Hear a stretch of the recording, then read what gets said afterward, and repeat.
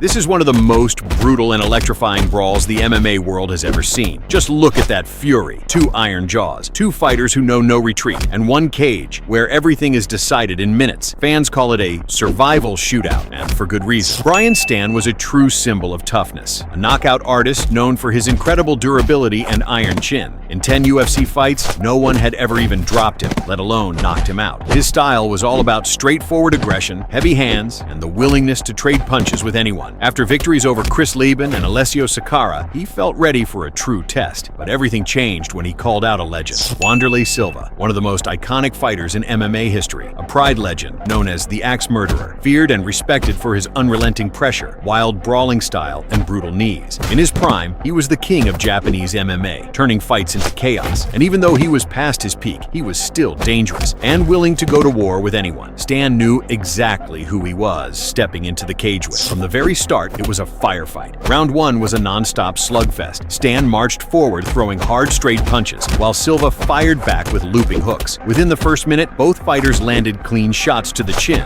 but neither backed down. In fact, Silva was dropped twice in the opening round, but every time he got up with fire in his eyes. In round two, Silva started finding his rhythm, pinning Stann against the cage and unleashing his trademark flurries. One hook visibly shook Brian, but the Marine stood tall, like a fortress under siege. You could see it in Wanderlei's eyes.